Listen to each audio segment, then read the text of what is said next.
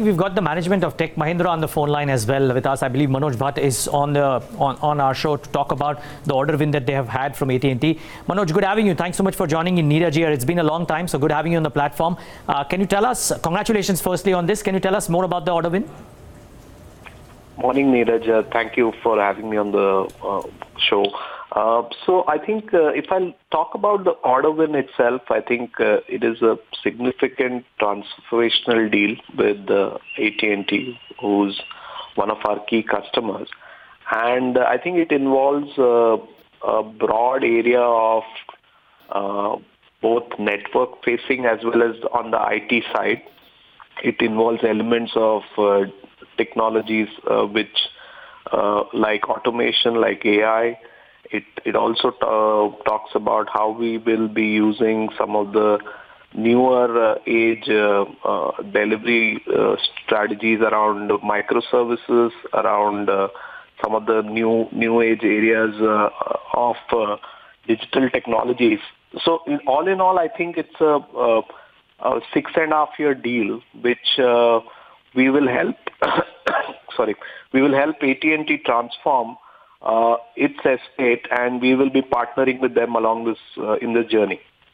Okay.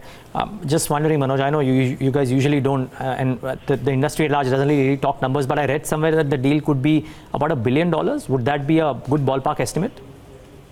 So all I can say right now, and I don't want to get into the numbers, it will be one of our largest, if not the largest deal, which we have signed. So from that perspective, it is a very significant deal. But unfortunately, because of confidentiality reason, I cannot comment on the numbers per se. Just wondering, Manoj, what is the deal pipeline like? Because of late, usually we used to see a lot of large deal wins happening. Is the nature of the deal wins changing? Are they more short-term and shorter in nature? And therefore, such a large deal being signed by you probably assumes even more significance. But what's the pipeline looking like? What have been the recent deal wins done by Tech Mahindra? And how is the outlook looking like? So if I look at the deal funnel, I think one thing is, if I look at the number of large deals in the funnel, I think they have been they are at a very high number today compared to a year or two back. So in that sense, I think there is acceleration, and we had referred to this even in our quarterly results. To me, I think duration of the deals, I think yes. In between it was shorter, but again we are seeing more and more of the 3 to 5 year deals. And in terms of deal size, I think from our perspective, the size of the deals is also going up gradually. So what we are seeing is that clearly there is a lot of momentum in terms of clients actually wanting to transform and scaling up their digital initiatives, which is leading to these deal wins. Okay. Manoj, I'm guessing that these are, because you are a very seasoned player now, large deals wins as well are not, a modus operandi is not trying to get the foot in the door with a compromise on the margins. There might be minor compromises or minor changes, but otherwise these are fairly margin accretive or in line with the margins that you would usually enjoy, the AT&T deal as well, for example.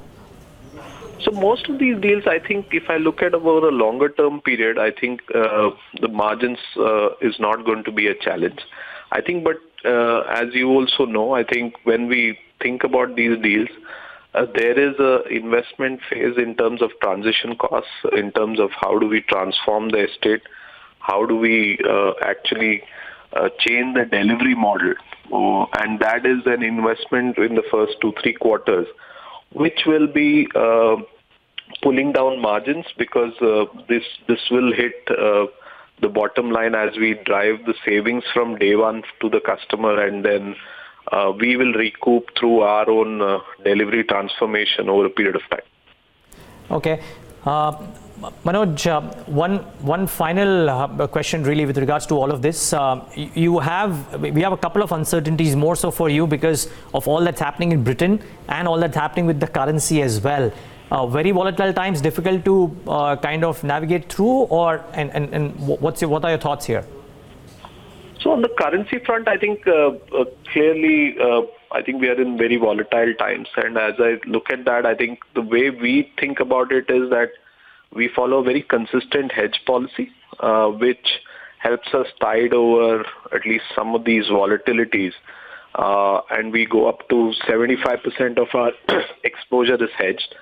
I think in terms of the business outlook, as we look at this volatility, there is some impact. But the reality is that I think in our business, what we've seen is that maybe a quarter or two of indecision, but then people start looking at how to look at their own operations and improve using IT. And so in the longer run, I think we have always seen that it comes back. So we are very vigilant and watching what's happening. But clearly, I don't see we are seeing any impact per se of all of this today. Okay, well, let's hope that it doesn't become a headache, if at all, Manoj. But congratulations, heartiest congratulations on such a large order win. I keep it up, and thanks so much for speaking to us at Bloomberg Quint. Thank you, Neeraj. Thank you.